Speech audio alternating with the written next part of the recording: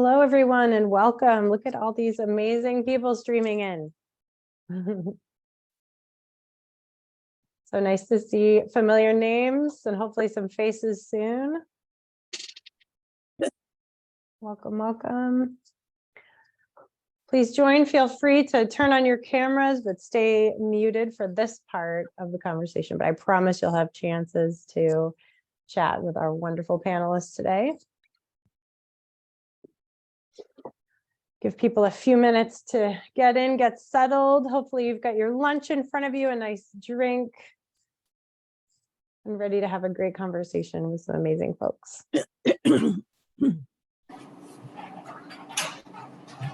Right.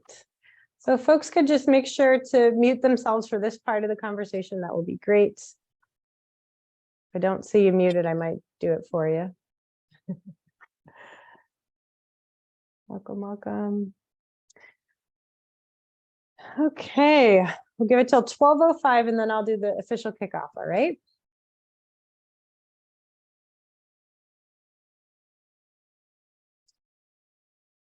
I hope you have a little bit of snow out your window, although Bindu has us all beat.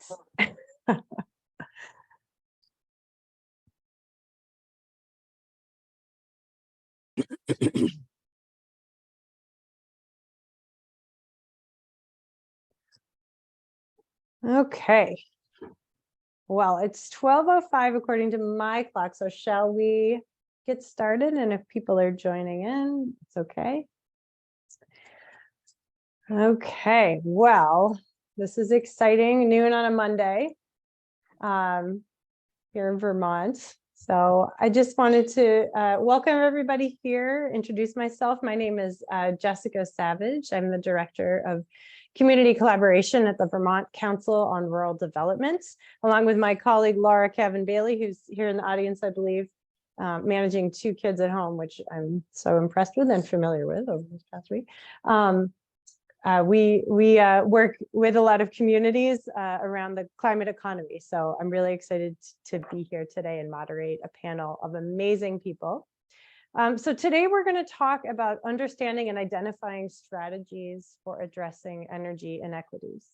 So I'm going to start by introducing our panelists, then I'm going to ask them a few questions, but then we're hoping that this is a real interactive and back and forth conversation with you all. There is up to, I don't know, 80-ish people who could be on this call today. So we do ask that you stay muted unless it's your turn to talk. Raise your hand if we offer an opportunity for the audience to interact with us, so we know to call on you. But please use the chat. If you have a question that comes up, we want to make sure that we could try to address it either now or after the fact. We have wonderful support from the NRC with Greta and Sarah, who are going to be monitoring that chat and keeping track of those questions. So if something comes up for you, feel free to use the chat for a question. And then, we're going to ask some questions to you all as well. So again, this back and forth conversation today is something that we're all really looking forward to. So folks that are joining, please do mute. I might say that a few more times. So today I'm joined by 3 amazing people, Dr. Bindu Pannikar, Elaine Wong, and Marissa Houlihan. So Dr. Pannikar up here in Alaska, joining us much earlier time zone, but thank you for being here, is an associate professor at the Rubenstein School of Environment and Natural Resources, a Henderson Fellow, and a Gund Fellow at the University of Vermont.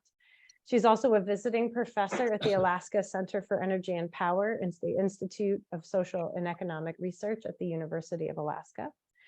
Her current research projects examines environmental and energy issues in Vermont, the history of electrification, renewable transitions, energy security issues, and approaches to building energy sovereignty in the Northwest Arctic borough, and environmental justice controversies resulting from resource extraction projects in Alaska.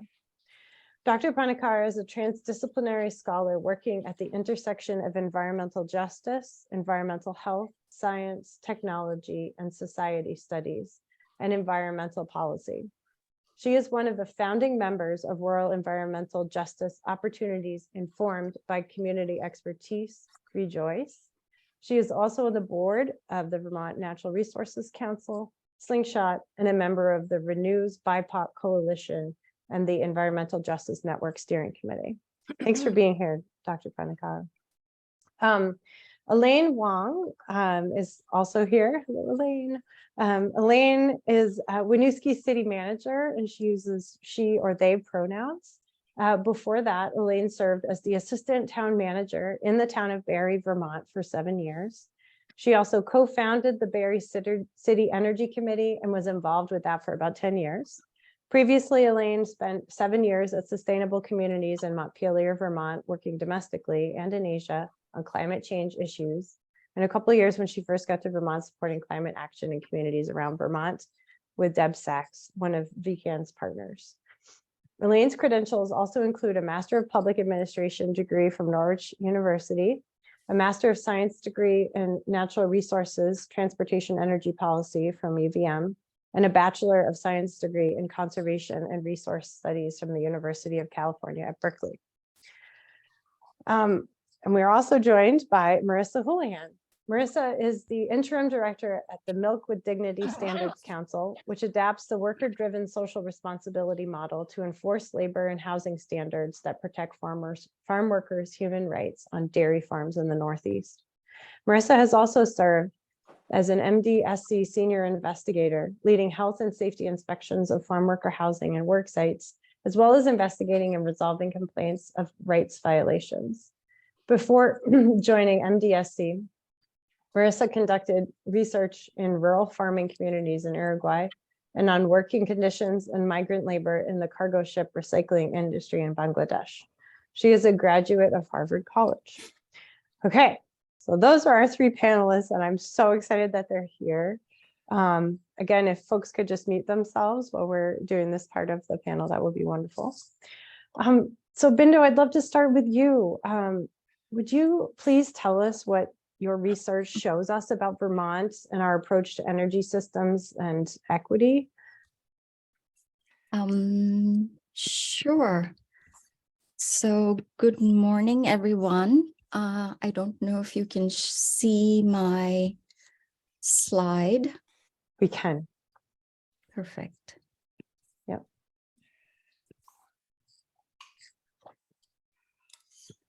Great. I think if you go to, you're trying to make it in slideshow view. Mm-hmm. Yeah. Perfect. Yeah, there So you go. today I am going to talk about, in particular, this paper that actually one of my students worked on. It's called the Energy Justice Gaps in Renewable Energy Transition in Vermont. So we looked into how renewable energy policies in Vermont address energy vulnerability and energy justice. And also what injustices arise as part of renewable household energy transitions in Vermont, and how do they arise? So basically, our approach was to kind of like do a mixed methods approach in investigating these questions. Also, this work would not be possible without, all the community partnerships that we had with many of the organizations that we work with, including Center for Whole Communities, Slingshot, Vermont Law School, CVOEO, and many others. But I think before we start, I think it would be good to kind of like touch up a little bit on the basics of environmental justice, that, most of the environmental justice work draws upon these foundational frameworks of justice, which is actually drawn from, the great John Rawls to some extent. But to simplify this slide, there are 3 main approaches or theories to justice. One is distributive, procedural, and recognition. There are many ways of understanding distributive justice. Many of you may have seen spatial characterization of environmental burdens. So that is one way of looking at it. When the environmental justice work started, that is how it started. We started looking into distributional, inequities of different kinds of environmental burdens, which kickstarted, to some extent, the environmental justice movement. But, much later, there's also been focus on environmental benefits. So a distribution of benefits and burdens, but there are also other ways of looking into distribution as well. But apart from distributive justice, that's one way of looking at, issues related to justice. The other is how are we engaging people, procedurally engaging the most vulnerable communities, especially communities of color, low income, the disabled, the most marginalized communities, the refugee population, and so on. So, and there are levels of engagement, or how are we engaging? All of these can be aspects of environmental justice. And recognition justice primarily kind of like explores whose values, needs, and knowledge is actually portrayed within, the large scale, decision making that happens, or how we examine things, even in a scholarly way. So this is just a foundational framework that many of the environmental justice scholars use. So I just want to touch up on some of the environmental justice terminology that, I have looked into with regards to this paper. And the key thing that I want to highlight is that especially Vermont is known as a leader in just transitions. But the key goal of this paper was to kind of like see that if our, all the focus on renewable transition is actually addressing some of the key fundamentals of energy justice. So here, the key things I want to highlight is that, renewables are, a major opportunity to kind of reorganize and reconstruct new, social relationships, to prioritize, building, kind of energy democracy or energy justice into this lens. So a just transition could be an enabling space that kind of enact like bottom-up democratic models of change to kind of address, systemic inequities and so on of this very carbon-intensive energy system. So, but one critique of energy democracy is that, in looking into the voices of the majority, we may invisibilize the needs of the people who are marginalized, maybe non-citizens, and the low-income people who do not tend to participate in the major democratic,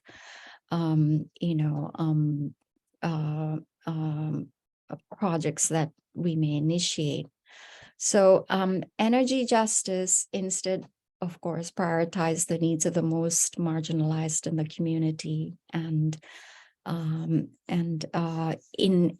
terms of energy justice, one way of looking at it is to kind of look at how, how are we decarbonizing, how are we decentralizing, how are we democratizing and decolonizing. So these could be seen as the 4 pillars to attend to. How these systems and processes and outcome together kind of make sense of where, how, and with, and for whom transitions serve. In this particular paper that we are going to be talking about, these are the key terminologies that we use. That is, energy justice is, it's a global energy system that fairly distributes both the benefits and burdens of energy services, and one that contributes to more representative and inclusive energy decision-making to some extent. And in particular, we kind of drew upon Shalonda Baker's 4 guidelines for creating transformative policies, which is to place people of color and poor at the front of the line to benefit, create official processes of energy policy that specifically include the underrepresented communities, redistribute economic benefits of the energy system, and reconceptualize energy as commons rather than a commodity. So those are the basic foundational and theoretical framing of the work that we did. And now to the methodological approach. We did a number of different things, but in this short time frame, I'm only going to be talking about, the survey results.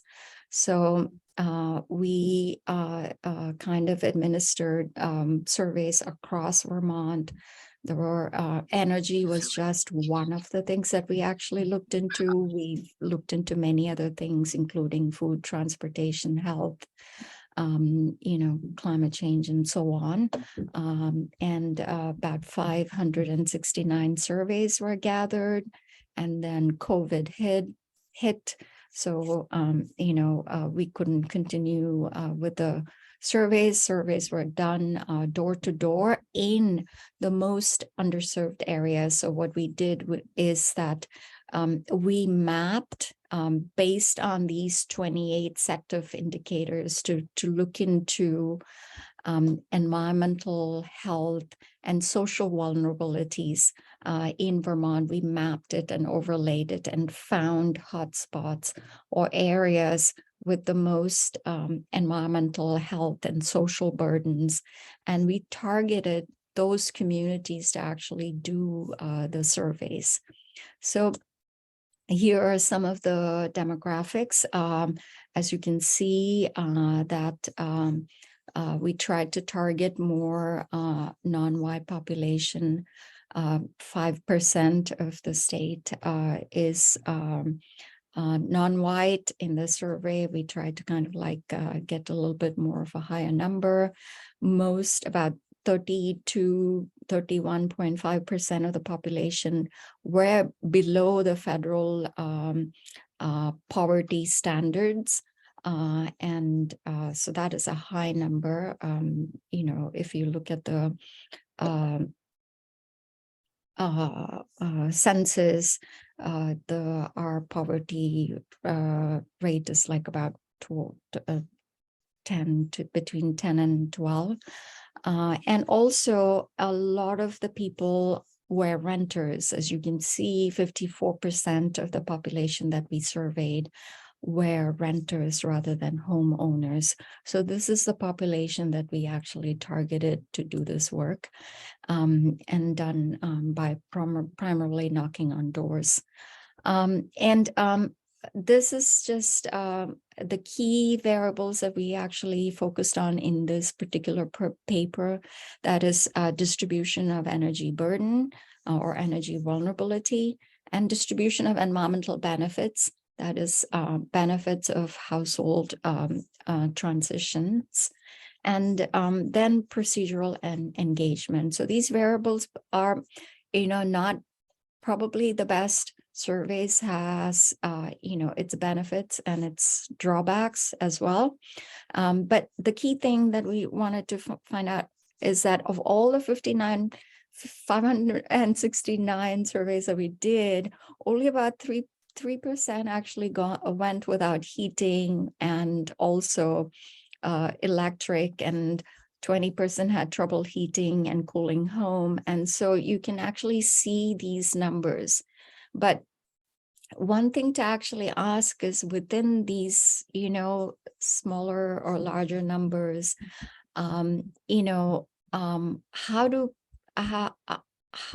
what is the distribution by race, income, and homeowner status?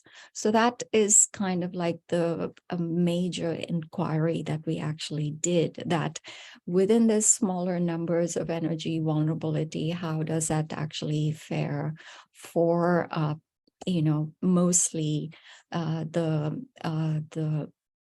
low income and the non-white and the renter population. So this is kind of like a slide which shows a cross tabulation by income, by race, and homeowner status. And here basically we also did a regression. So this slide is a little bit bulky and heavy, but the key thing that I wanted to highlight is that the low income and the renter respondents were over 3 times more likely to report having gone without heat, to report difficulty heating or cooling their homes. As you can see, this gray bar is trouble heating and cooling the home, and it is actually much higher for people below poverty, and also the non-white, and also for the renters.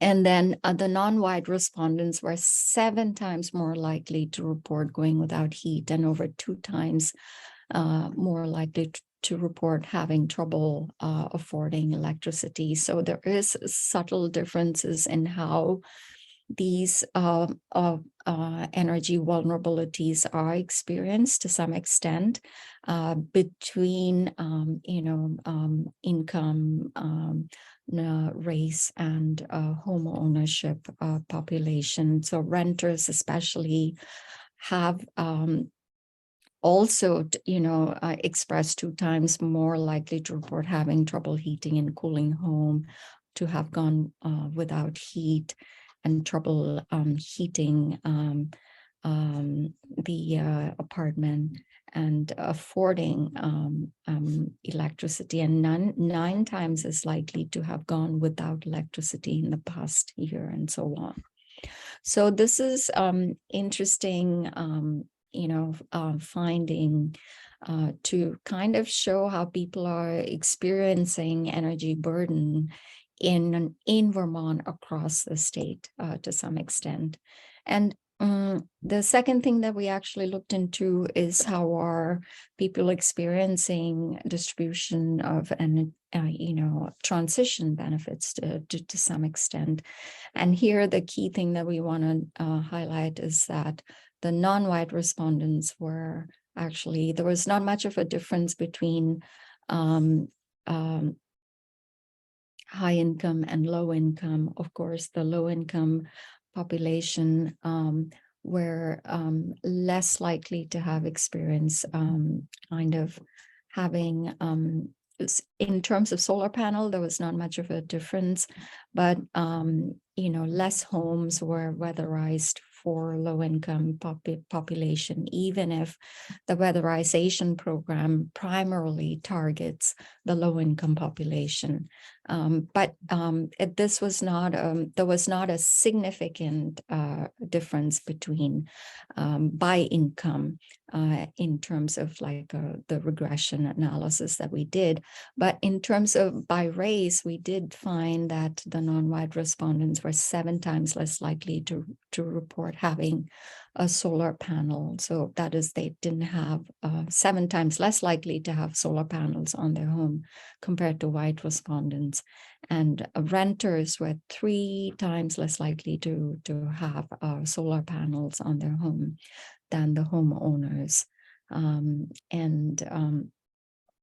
Also, the renters were less likely to have the weatherization, benefits as well. So this is an interesting finding. And the third thing we looked into is the knowledge of energy transition policies. And so as this graphic here shows, that people below poverty line or federal poverty line were less likely to actually know about knowledge of how household fits into the statewide energy plan. This was more stark in terms of by race and also renters. But the key finding is that both non-white and renters were twice as likely to know, less likely to know how their household fits the statewide energy plan, and renters were significantly less likely than homeowners to report wanting to change their home energy sources, and so on. Renters and also actually those below the poverty line were not very keen on wanting to change their energy sources, but for some reason non-white population were really keen on wanting wanting to change energy sources for the home.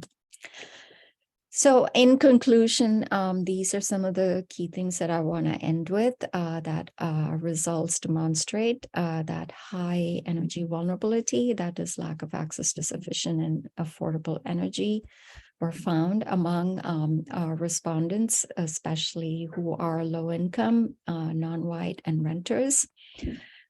More energy vulnerability among this population, and Vermont is regarded as a renewable energy leader, but its current policies do not equitably distribute household transition benefits. Instead, we argue that the transition policies freeze in place existing inequities. And these may arise from racial discrimination and unequal distribution of income and property ownership in Vermont. And together, these results suggest that to address energy vulnerabilities and inequities in transition benefits, policies must specifically address associations with race, income, and housing tenure. And to conclude, many of these disparities are related to lack of access, and these are preventable. And so targeted responses, policies, and action are required to address these inequities, and proper investment, community-centered programs, grounds-up approach to build a just and sustainable transition is a must. And I know that our state is actually interested in these approaches as well. And so, we have a lot, going for us to make Vermont much more just and sustainable. Thank you. Thank you, Bindu. That was amazing and so much information. And I'm sure folks are digesting and pulling things in. Now, Greta, are you clapping or raising your hand? I think that's a clap. I love it. Clap.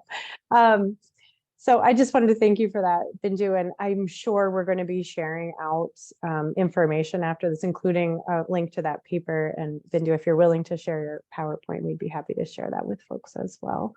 We're collecting your questions in the chat, but first I'd love to pivot to Marissa, because I was just listening to Bindu and thinking of all these examples of what this must look like in real life. And I'd love to hear what resonated with you in terms of your experience working with Milk with Dignity, and hear about your work, please. Absolutely, yeah. Thank you so much, Jessica and Dr. Pannikar. If you don't mind, I think I'll borrow the model you laid out for us at the beginning of your presentation about distributive, procedural, and recognition justice. because I think it'll really help kind of communicate the way the Milk with Dignity program works. So yeah, just by way of introduction, the Milk with Dignity Standards Council is a nonprofit organization that enforces the Milk with Dignity program, which was founded by a local organization, MicroTransit, here in Burlington. And the Milk with Dignity program is built within what's called the worker-driven social responsibility model, which means that a community of workers, in this case, dairy farm workers here in Vermont, organized together in response to their labor and living conditions to design a code of conduct. And so in our case, the Milk with Dignity Code of Conduct includes a wide range of labor and living standards, addressing things like wages and hours, including requirements to pay Vermont minimum wage or state minimum wage, standards regarding employee schedules, so at least 1 full day off per week, at least 8 consecutive hours of rest per week. It also includes anti-discrimination and anti-retaliation provisions, anti-harassment provisions, as well as housing standards. So it's covering a broad range of housing and employment issues. And then that code of conduct, Migrant Justice is right now has a contract with Ben & Jerry's. We're very pleased to be working with Ben & Jerry's. So we're monitoring farms that are in their supply chain for compliance with that code of conduct. And then as part of their participation in the program, farms receive a premium added to their milk check.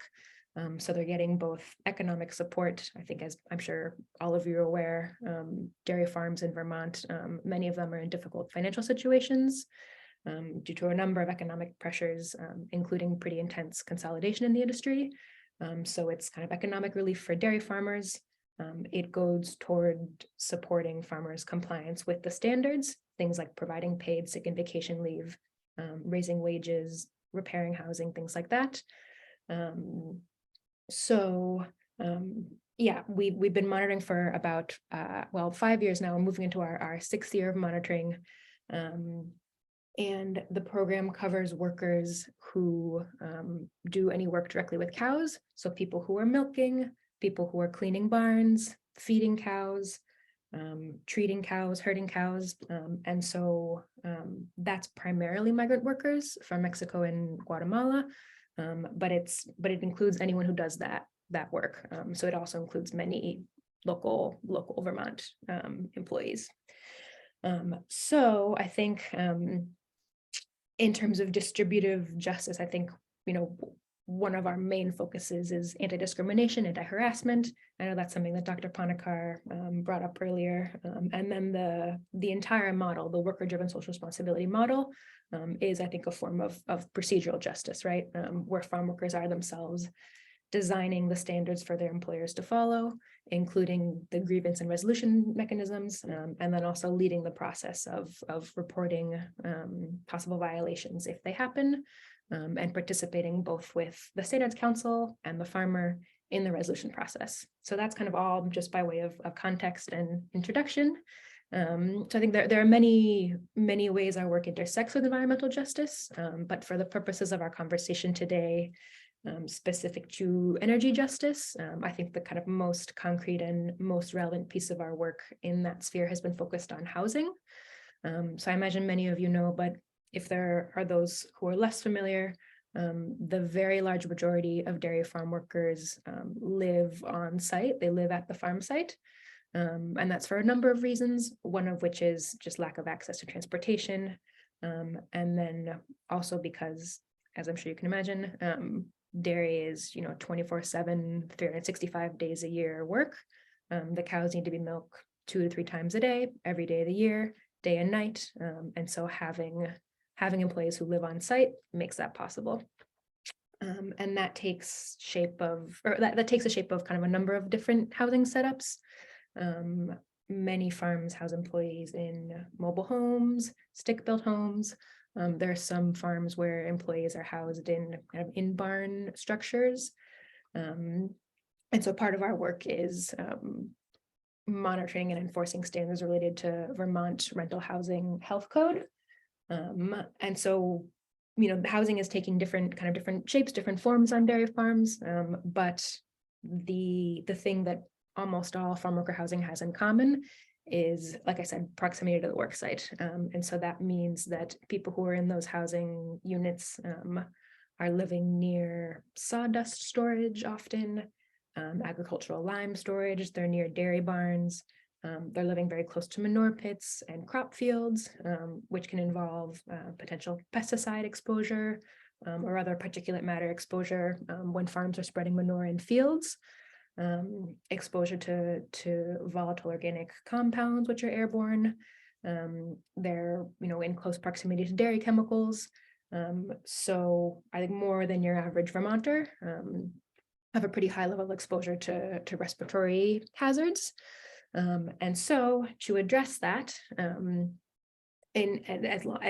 in conjunction with sort of the other aspects of compliance with Vermont Rental Housing Health Code that we're looking at, we've been working on kind of two main projects, one of which is housing replacement for housing units that are overcrowded or deteriorating and just really need to be replaced. We've been working with a number of farms to install zero energy modular housing, which are high quality modular units that I'm imagining we all know over the course of the year are net zero energy. They're very durable. So as opposed to a manufactured home that has a relatively limited lifespan, these are lasting for 100 years. So it's an asset for the farm in the way that a mobile home isn't necessarily. They have high quality HVAC systems, solar panels. So you're moving away from sort of deteriorating mobile homes that are not weather tight, that are have high energy costs, high heating costs, and that are also, as we found in our monitoring work, generally have lower air quality. So there are two farms we're working with right now, one of which is very close to installing a zero energy modular unit, and where workers are currently living in a barn, so it's particularly urgent. And have been working with a number of partners in Vermont on that, including the Vermont Community Foundation, Efficiency Vermont, the Vermont Low Income Trust for Electricity. As I think everyone is aware, housing is difficult right now. I think one of the challenges has been that sort of as we've been pushing this project forward, working with farmers, working with funders, working with contractors, the housing costs have just been increasing and increasing. Mortgage rates have been increasing. So it's been a challenge to kind of keep pace with that. But yeah, we're very happy to say that we have one farm who is very close to making that step. And that will be kind of the pilot project. And so we're hoping from there that other farms can build on that model and make similar changes. Because I think the unfortunate reality is that if that's not the step farms take, the other primary alternatives are making kind of band-aid patchwork repairs to existing units that are not in good condition, or it's purchasing a used mobile home that will have maybe a slightly longer lifespan, but it's just kind of pushing off the problem of unsafe and unhealthy working conditions just for the next couple of years, and also not advancing Vermont toward our climate and energy goals. So we're very hopeful to have kind of concrete news on zero energy modular housing progress soon. And another piece of our project, which was related, has been our indoor air quality monitoring. So we're using indoor air quality sensors in partnership with Efficiency Vermont to gather data on indoor air quality from a wide range of housing units in Vermont. So far, we've monitored 41 different housing units, and that's a wide range of kind of housing setups, like I said, stick-built, mobile homes, in-barn housing as well, and including in the housing units that will hopefully be replaced by zero energy modular, we've got before data, so we'll be able to compare, okay, previously the in-barn air quality, at the end, the air quality in-barn housing was this, and these are the ideally improvements we're seeing afterward. So just, yeah, a little bit more information about our air quality monitoring. We're using like pretty easy portable devices that measure 4 different metrics: temperature, humidity, particulate matter, and carbon dioxide. And we found a pretty wide, those things vary quite a bit, obviously over the season, over the housing, depending on the housing unit. Depending on the level of occupancy in the housing unit. Another complication is that, as I kind of alluded to earlier, farm workers have very variable and 24/7 schedules. So there might be a number of housing units where, 2 people are on a 12-hour shift from 5 a.m. to 5 p.m. And then 2 more people are on a 12-hour shift from 5 p.m. to 5 a.m. So the housing is never really unoccupied. And so it's challenging to have a time to ventilate, and obviously we're in Vermont, for much of the year, you can't practically ventilate. So just to give you kind of a quick snapshot of some of our findings, a number of which have been concerning. There was one housing unit where carbon dioxide levels were in the good range only about 16% of the time, and in the poor or unhealthy ranges more than half the time. There was another unit occupied by 2 farm workers and their young child who had either poor or unhealthy carbon dioxide levels 48% of the time, and excessive humidity more than 90% of the time. And then one other unit, one that's located in a barn, that has particulate matter levels in the unhealthy or hazardous range more than 45% of the time, moderate about 52% of the time, and good only 2% of the time. So that's obviously a particularly severe and urgent situation. And one of the requirements of the MicroTransit program is that employees cannot be housed in work infrastructure. They have to be housed in separate units or provided housing that is not within the work site. And so a number of the farms in the program have made, transformations to their housing, have built entirely new housing units, which, we're very excited about. But there's still work to be done, and we'd like that work to sort of include a transition toward high quality zero energy housing. Yeah, I don't want to go on too long, so maybe I'll leave it there for now. I guess one more thing I'll say is that as a result of our indoor air quality monitoring, we're exploring a number of interventions.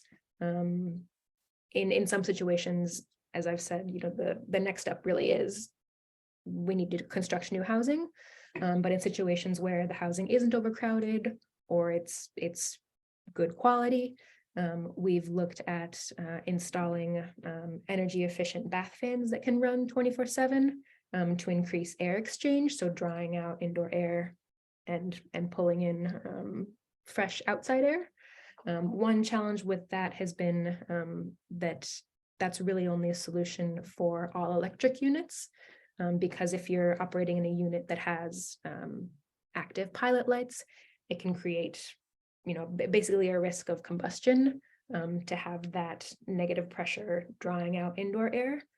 And I think, as Dr. Pannikar was getting into to some degree, the communities that we're working with, who are in this case primarily people of color, lower income, the housing units that they're living in are not all electric. Everyone's got either, whether it's heating or their water heater, what have you, but they're not all electric. So I think that's a great possibility, but not one that will work for a lot of people in their housing. The other 2 kind of steps we've been taking, one has been to replace gas stoves with induction stoves. There were a number of housing units where we found that older gas stoves were basically leaking gas at low amounts, which is obviously unhealthy and unsafe. And so we're replacing those with induction stoves that are more energy efficient, all electric. And we've done that in 2 housing units in partnership with the Vermont Green Building Network and Efficiency Vermont, and VEIC as well with their funding. It's just been 2 housing units so far. So it's at a very, very small sample size, In one housing unit, we saw indoor quality improvement, which was fantastic. In another one, the picture was a little more mixed, but hard to kind of pin down the different factors leading to that data, because between the before and after data, a new person had moved in, and worker schedules had changed. And then the other step we've been taking has been to install HEPA air purifiers in some housing units, and testing those out, which are obviously, they're relatively low cost. It's replicable. It's a pretty easy step to take. The challenge, one of the factors is that those are, they're not drawing out carbon dioxide, so they're filtering out particulate matter in the air, but it's not sort of a catch-all solution. So I know I said I was going to stop earlier. I'm going to stop now. But yeah, lovely to be here, and yeah, looking forward to talking with you all. Thanks, Marissa. I think that's a really good grounding in what, the concepts of environmental justice look like in real life. So I want to thank you for that work. It's very important. Elaine, first of all, thank you so much for monitoring the chat and being a guest sort of answer of questions. I can see that happening, and I really appreciate that. Elaine, I'd love to bring you in and your expertise and welcome you to talk a little bit about your experience working in communities in a bunch of different capacities. But I know we're talking about sort of the energy system and households themselves, but as a friend of mine likes to say, you get two Vermonters together, they're going to talk about housing and transportation, unless, of course, they talk about transportation and housing. So I'm wondering if you could maybe talk a little bit about transportation and how that connects to Dr. Pannikar's work and the concepts that she highlighted for us.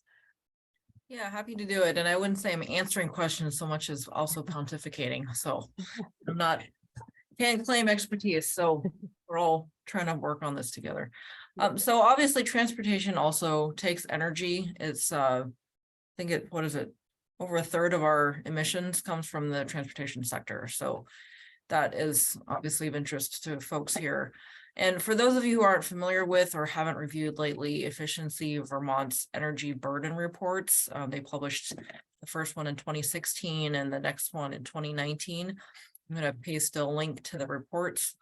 So as a reminder, energy burden is simply how much of your income is spent on energy in terms of transportation, heating, or electricity. And these are basic necessities for this day and age. I mean, there's some real hardy folks out there that have figured out how to live off grid, but it's not within reach of most of us. So they really are basic necessities. And, of course, along with food, housing, and medical care, a lot of the things that Bindu had listed in her study there. So the more of your income you have to spend on your basic necessities, the less you have to spend on advancing your lot in life, like on education or training for your family, or just enjoying your life, which everyone hopefully has the right and capacity to do. So if you'll take a look at the maps for transportation energy burden for your own town in 2019, this is a handy graphic that Efficiency Vermont put together for each area. So, and I'll talk about three examples a bit that I'm personally familiar with: Berrytown, where I worked, Berry City, where I was on the energy committee, and Winooski, where I'm a manager now. So, Berrytown has a relatively low energy burden, even though they're very rural and they drive a lot because of that, because they have high, above average income for the state. And Berry City and Winooski's energy burden is very high, even though these are pretty walkable communities, and they both have actually decent bus service for Vermont anyway, because they are below state average income. So having an equity mindset, as we've been hearing from Bindu, is means we challenge ourselves to always consider disproportionate impacts on traditionally marginalized groups when we're considering problems and solutions. And again, as she mentioned, this doesn't just mean people of color or Black and Indigenous folks. It also means white people who have experienced generational poverty, disabled people, and LGBTQIA+ folks. So even if your community as a whole is well off, so for example, Berrytown, we should be considering the experiences of those in our communities that aren't. So for example, you might think, oh, I don't have anyone of color in my town, I don't have to worry about them. That's not true. But anyway, you could think that. But 20% of Americans are disabled. So even if you don't think you have any racial minorities in your town, statistically, about a fifth of your neighbors are disabled. Now, not all of these disabilities will have to do with mobility, but many of them do. So how do disabled people with mobility challenges in your community get around? You know, have you thought about that with your energy committee, with your community leaders? And how robust are their support networks for getting around? So Berrytown is an example of a challenging rural area in Vermont. It probably looks like a lot of your communities. It's hilly, it has a rural sprawl development pattern where it's not feasible for the vast majority of people to be without a car. So if you're in Berrytown, you basically need access to a car to get to the grocery store or to the hospital. Some of the village centers in Berrytown have access to convenience stores. I imagine a lot of your communities do as well. But the cost in those convenience stores is higher and the volume, variety, and nutritional value is lower. So this probably sounds familiar to most of you, and I'm sure many of you have thought about these questions. But the question now, to think about where we would like to focus on now is, for a rural sprawl town, how can your community support access to greener vehicles or car share for shopping and training, or volunteer drivers for medical appointments? So Efficiency Vermont and Capstone Community Action, this is another angle, have a low emission vehicle access program called Mileage Smart. I'm going to drop that link in the chat. So do folks in your community know about this? If you really need your own vehicle and you want folks to have access to a greener one, do they know about this program? They might still need help beyond the level of incentive available through this in order to afford a car. So it's certainly not a silver bullet, but it's something, right? And along those lines, this program probably needs more funding. So in terms of an ask to you all, you could talk to your state legislators about this program. A second question is, how interconnected is your community, right? So there's the piece of like, what can individuals do and what systems are there available? Part of the system question is, how are we showing up for each other? Do neighbors feel comfortable asking for and sharing rides? And how can you cultivate this comfort level? A third question is, Green Mountain Transit has a volunteer, or a third aspect, they have a volunteer driver program, and I suspect several of the other transit agencies around the state also do. And they often have a shortage of volunteers. So first of all, do people know that they have access to this? Probably a lot of folks do know because their doctors hopefully are telling them about it. But do they have enough volunteers? So if you have the capacity, or if you have friends who, might have some time, could ask them to be consider volunteering to be a volunteer driver. So I posted a link in the chat. That's the GMT program, but look into your own. If you're not in the Green Mountain Transit service area, look into your community transit and see if they have a volunteer driver program. So those are 3 ways you can support transportation equity in Vermont and help those who are transportation energy burdened to access mobility in a rural context. For urban contexts like Berry City and Winooski, so I see there's some folks from Waterbury here. I'm not sure if there's other more urban folks here. Some of the issues are the same. So grocery stores for Berry City and Winooski, for example, they are some distance away from the population center. Ride sharing is a way our community members can tackle this challenge potentially. Many Winooskians, especially our New American refugee neighbors, do prefer to walk, or they have to walk because they don't have a car. And Winooski, I will say, we do need better and more sidewalks to support this. And we're working on that. It's taking a while for us to amass the funding to do so because, again, we're a lower income community, which also means that the property tax burden is, we need to be sensitive to that. On the nonprofit side, Net Zero Vermont has partnered with a company and donors to provide high quality shopping trolleys to our most vulnerable neighbors here in Winooski.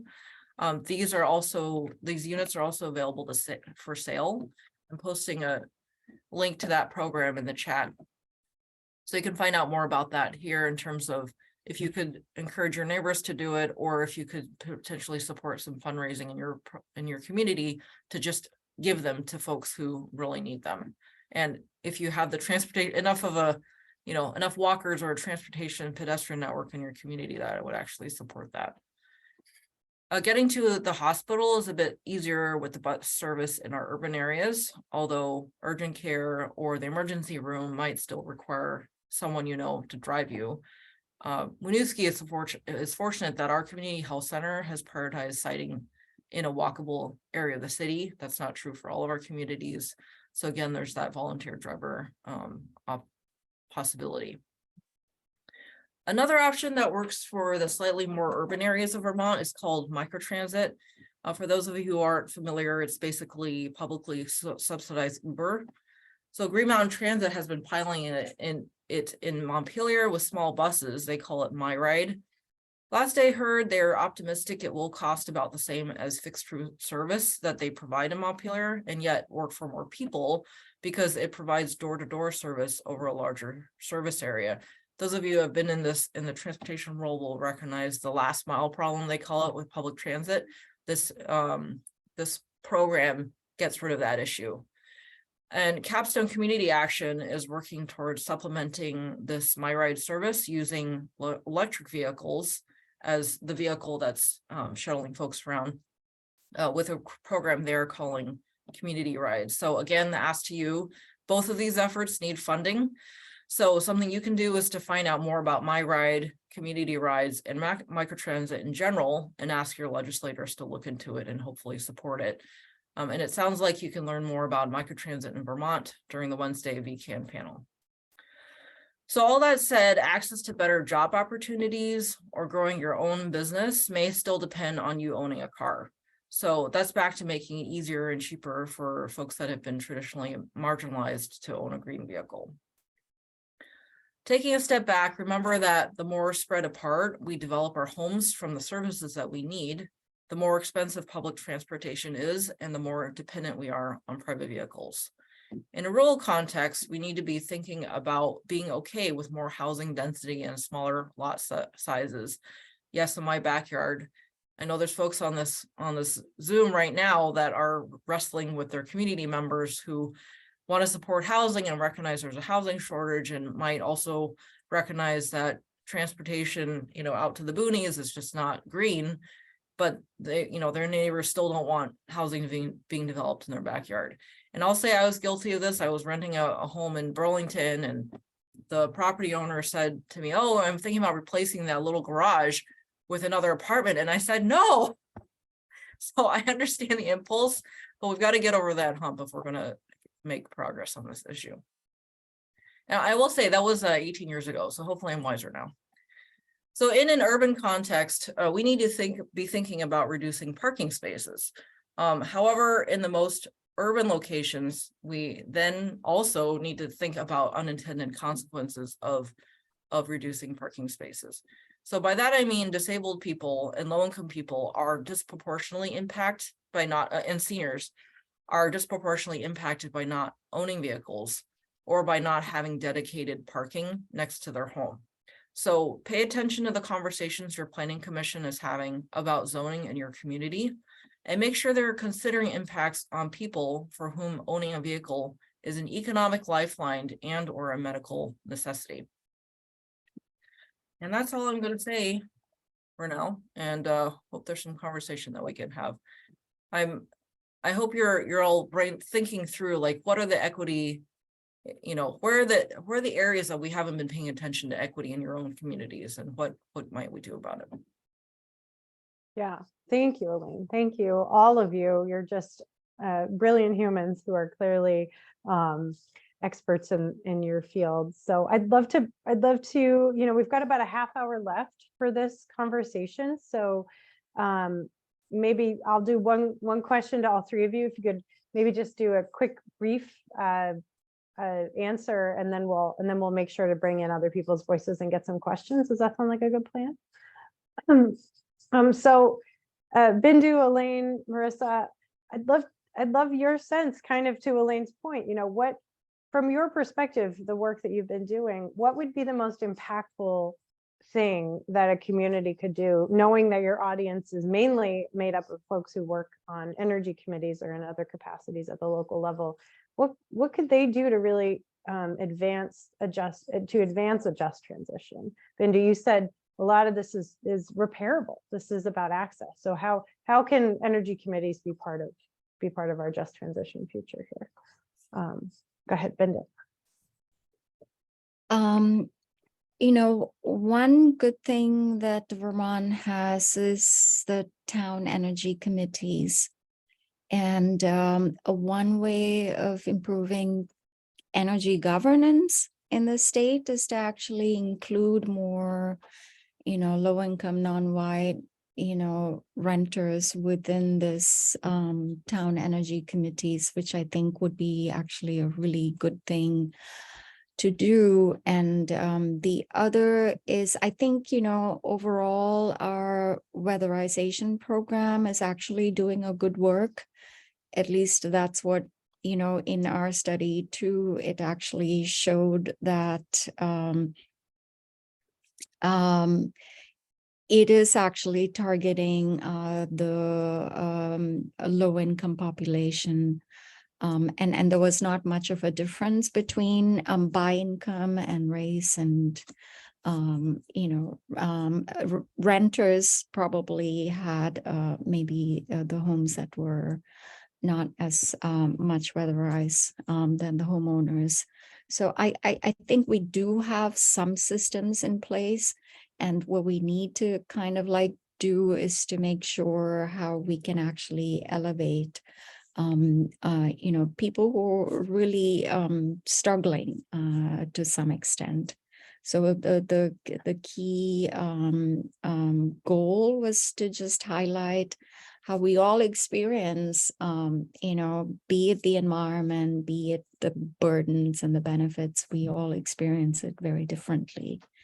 And so, yeah, I think I'll stop here. Yeah, thank you. Thanks. Marissa or Elaine, do you have any thoughts? Sure, I can go. So I have two recommendations. One is easier and one is harder, but the harder one is more rewarding. So the easier one is educate yourselves so you can educate your legislators. I mentioned this a few times. When it comes to, for example, funding MicroTransit and via green vehicles for those who otherwise will be left even further behind now that they're not even going to be selling, you know, fossil fuel vehicles here in a few years. The harder one is to build community. Know your neighbors. This is what enables mutual aid, which is the more effective way to get to things like ride sharing. And I'll give you an example, you know, being in Winooski, which is so small at 1.4 square miles, it's been such a gift because it does feel possible to me to get to know everyone. And I have this drive to do that because I recognize that I was hired partly to advance equity in this community. And that's what it takes. It's like you have to, like Bindu was saying, you have to get out there and hear from people directly. And I will say, you know, on the Berry City Energy Committee, we tried to engage folks that were, you know, not like the reasonably well off middle, and we weren't very successful at it. And I'm realizing now it's because we weren't going out there. We were trying to, you know, we were volunteers. I get a lot of you are volunteers. We're trying to rely on surveying. But for me now that I'm a paid official, I can go out there and try to meet people and spend time doing that. And it is part of my job. So being out there is important. Have your local officials prioritize that. People that don't usually come to meetings, we need to be going out there. So that, and then as a community group though, you know, the more you're developing those relationships, the more you can understand what folks actually need. And you might think to yourself that, oh, easy for you to say, Elaine, you're in a 1.4 square mile community, but you know, we have about 8,000 people. Yours is probably less or a lot less than that. So, you know, I just encourage you all to get out there. And there's a saying, which again, Bindu has something related to it, nothing for us without us. So don't try to create programs or events that you think will help people that you don't have a relationship with. And I'm saying this because I did that in Berry City and it wasn't always successful. So, you know, so snowball sample your way to get to know people and their actual needs and barriers. If you don't feel like you know folks like that, ask somebody you know if they know anyone like that, and then keep going. And if they don't know, ask them who they know that might know, and just keep going. I guarantee you sooner or later, it's Vermont, you're going to get to those folks. Yeah, and then Good have point. a chat with, over coffee or lunch or whatever. Really good point. Half a degree of separation. For sure. Marissa, any thoughts? Yeah, it's a difficult question. I think in part because so many of the forces that I'm speaking to farm workers specifically are facing are structural. In terms of, I think, concrete action that energy committees could take. And I don't know to what degree this is something that an energy committee could do, but I think there is a need for financial support and financial incentives specifically for farm workers. There's a very broad range of state and federal funding for dairy farms to install manure digesters or revamp their manure pits or, improve their barns and to make those sort of business investments. But for, farm worker health and safety, farm worker housing, that funding is just, it's either not available or extremely difficult to access, or it's just operating on a much smaller scale. So whether it's sort of within your own towns, prioritizing that, working with legislators or other groups to prioritize that, I think is absolutely crucial. There are kind of pilot projects right now in Vermont for a farm worker housing replacement program and repair program, but the need outstrips the funding just by a massive amount. So that, and then I think sort of to speak to what Elaine was saying about nothing for us without us, I think was the phrase Elaine used.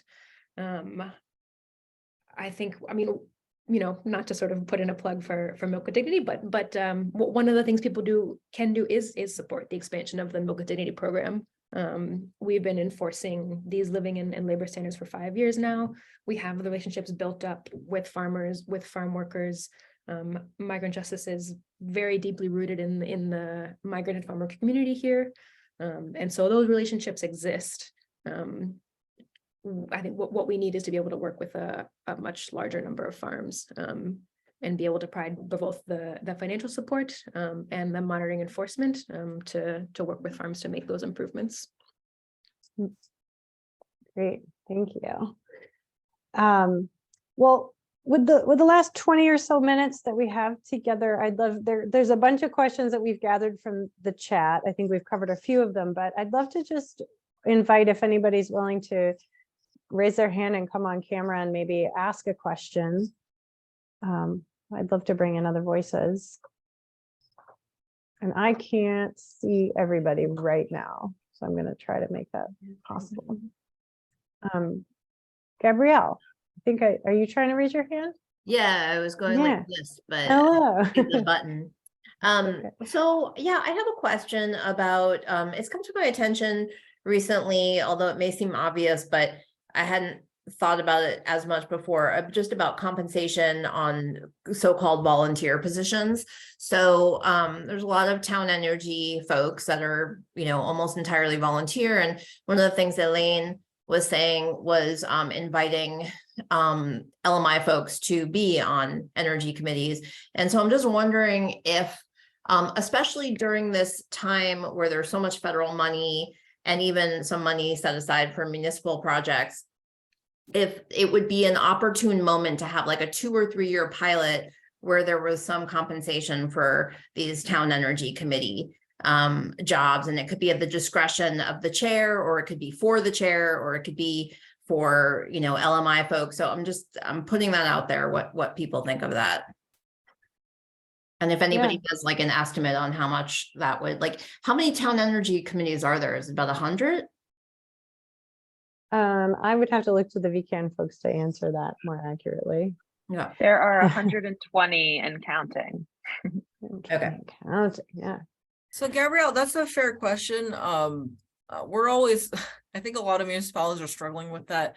Winooski's piloting a $50 per meeting stipend, which I feel like is a common number around Vermont anyway.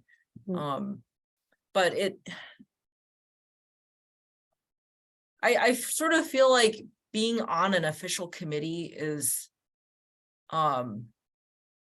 I think it's going to take all the things, right? So that for some folks, that's going to be a avenue they want to spend their energy on, and that's great. And we want them engaged, and we don't want to make that decision for them. On the other hand, I feel like you can get a lot of input that then, a dedicated committee with the time can spend time working with without having to tie up people in often what end up being rather administrative and procedural meetings where they're, talking about things that might not interest many members of the community, which is partly why we have trouble populating our energy committees in some communities. So, but again, I think it, offer it, try it out. It will work for some people, and also don't rely on that as the only mechanism to get input from low medium income folks. Okay, but can I just a quick follow-up? So your point about having people, having LMI folks or less represented groups of people be in those meetings is that they should attend those meetings. Their feedback should be sought, but not necessarily that they need to join the committees. Right, that's my point. I feel like we should go after both options, like make it easier for people to join, but also don't make that the only mechanism that people can have their voice heard. Yeah, that's an important point. Yeah, how about anyone else? And I see Matthew, I see your hand, and I'm going to call on you in a second. Marissa or Bindu, this thought of compensation or other types of ways of making engagement more accessible or leadership more accessible? I think compensation is really important, and it has definitely come up quite a bit in the environmental justice work that we do. Being able to compensate for the time is only fair. And EJ work is a lot of emotional labor sometimes, and that needs to be recognized. And if the goal is to kind of engage more people that do not otherwise engage, I think it's worth it, and we have to try and do whatever we can to make that happen. Yeah. Marissa, do you want to say anything? Otherwise, I'm going to go to Matthew. Yeah. Oh. Sorry. Yeah, nothing particularly different than what Elaine and Dr. Pannikar have shared. Just I think the barriers for particularly lower income and people of color in participating in something like this are going to be transportation, long and irregular work schedules, childcare, things like that. And so, to the extent that compensation can ease those burdens, yeah, I think it makes a meaningful difference. Mm-hmm. Yeah, thank you. If anybody wants to put in the chat, if your energy committee or other work, any other volunteer type committees are compensating folks or providing other types of resources like transportation or childcare for participants, please put it in the chat. We'd love to have examples of that. Matthew, hello. Hello, yes.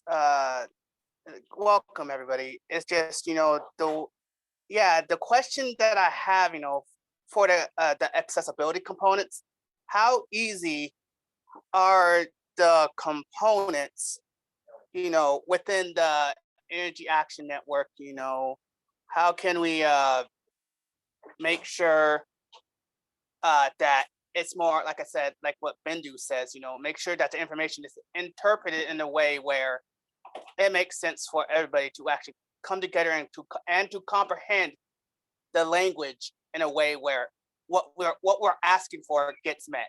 Thank you. Yeah, thanks, Matthew. Bindu, do you want to answer that? It seems like your study really showed that people didn't feel any relationship to the energy plans or where their place was in it. So what are some actions that could happen there? I think one of the things that we have found is the lack of connection the state has with the people, right? There are I think there is a little bit of a divide in terms of the state by itself, the policymakers really reaching out and connecting to, the public, and not just anyone, but also especially the most vulnerable communities. I think, we need to kind of like really make that effort to make that happen. And I hope that is going to be the focus of the EJ, the Environmental Justice 40 initiative that the Biden administration kind of like announced, was it last year or this year? Mhm. And I know that, I'm actually eager to see how, Vermont is going to roll that program out. How are we going to elevate, because much of Vermont is rural. There is a lot of access issues, be it transportation, housing is a huge issue. There's a huge disparity felt across, much of Vermont, who there's a lot of low-income population in Vermont. So, and one thing that I've heard in my work is that oftentimes most of the work actually flows to Chittenden County, and the rest of the counties are not really actually getting enough of the funding. So I think this is an opportunity to elevate, all of Vermont to some extent, and to prioritize funding and efforts and engagement to the most underserved areas in Vermont to some extent, and to also try out some different models of public ownership when it comes to like energy transitions and things like that, and to especially in basic infrastructure such as this, to kind of maybe even look into remove the profit motive, commoditization of basic necessities, and to kind of see how we can, create opportunities that are accessible for all, especially in the just transition work that we are kind of planning to do. And I know that, many people want to move there, but of course, getting there is not easy. But, this is a space to actually at least try and see if this is something that, we can make it work in this state. Yeah. Yes. Good points. Thank you, Bindu. And we have about 10 minutes left, and I see 2 hands raised. Sarah or Jeff, I'm not sure who was first. So honor system, was Sarah first? Okay, Sarah, would you like to ask your question? Yes. I speaking from Heartland Energy Committee. I just wanted to point out, I think the idea of getting input from all sorts of people is absolutely essential.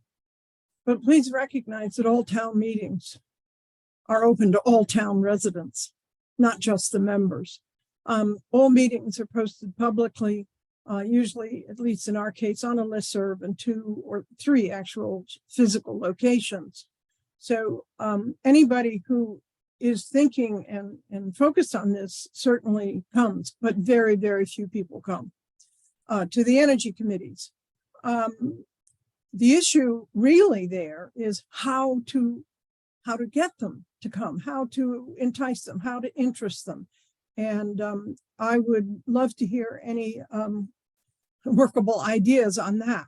Please recognize it is also very difficult for some towns, maybe not all, to even get people who are willing to be members. And there are some towns that don't have an energy committee because they don't have the sufficient minimum required, which I believe is 3. And I also would say that all or many many town meetings are either virtual or hybrid. And that to me even enhances availability of attending and ease of attending. You don't have to have a car.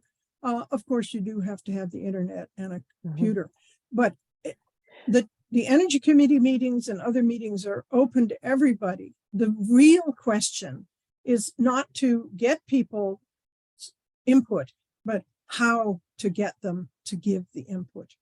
Short of paying them, I guess, is one thing, other than paying them. Sure. Yeah, I'd love to. I hear you. And it's, so I think you're asking two things: getting people involved, getting input, getting people to come to you.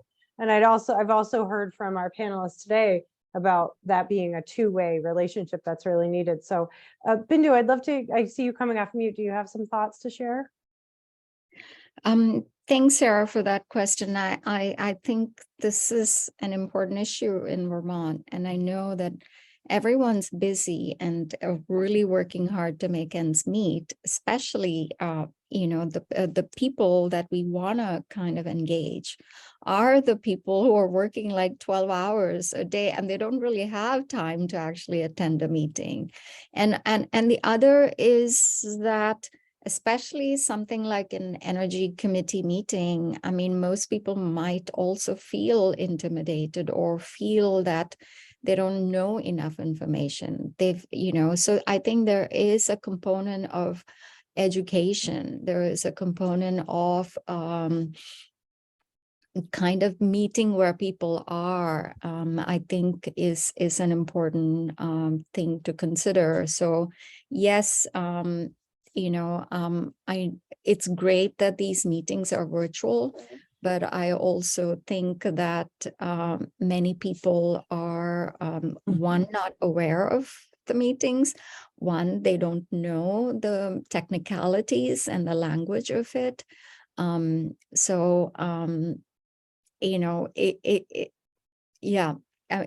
There is no simple solution to that. I mean, paying people might get some people to come. You might see the same kind of people might be attending those kind of meetings. But something like a public ownership, a community-based, approach to energy governance, I think where people have kind of an equal partnership in things, I think might get more people to come, but I think it's also that education and outreach, I think, is important to some extent. Yeah. So Jessica, I'm gonna jump in here. I'm seeing a lot of people agreeing with Sarah's question, and I know that was the question I had for a long time. I was on, I helped found the Berry City Energy Committee. We were trying desperately to work on that for 8-9 years. And I will push back very hard on all of you who think that the question is still, how do you get people to come to meetings? That is not the question. The question is it's really the question you ended it with, Sarah, which is like, how do we get them to give input? And I would say it's to get out there. So there's some chat in the chat about going to gatherings where people already are. That is definitely a better way. Trying to, there was another idea earlier about a focus group, having consultants. I think that's a good suggestion because it's a one-time thing. A lot of people, just a few people will be able to give you more information about, I'm thinking of this inappropriate joke or quote I heard once. It's like, a man who has been married to this is very sexist, so apologies. A man who's been married to the same woman for 30 years will know more about women than a man who's dated 30 women. So that's the point, right? Like if you can have an in-depth conversation with a few people who are lower middle income, you'll understand a lot of the some issues will pop up for other folks. So don't ask how they can come to you. Ask how you can go to them. Yeah, we're seeing that more and more. And but I do recognize that this is a moment where communities are really struggling to find volunteers and the energy to continue, but it does require a shift in mindset, I think. And as somebody once said at our leadership summit, why have a meeting when you can have a party? Like, kind of challenge our concepts of how we do these kind of things, and you can still have a meeting. sometimes having a party is a better I- thing. And sorry, I Bindu, did you want to say something? Oh, I really agree with what Elaine said. I think in our work too, if we just kind of like posted our survey online and, hoped that people would kind of respond to it, we probably would not have gotten any, so even in our work, focus groups, organizing with community organization, working with these underserved groups is really important. So reaching out and going to these groups, going to these people, working with, what's convenient for them is what has made most of the work possible for us in terms of like organizing focus groups and also even doing door-to-door work.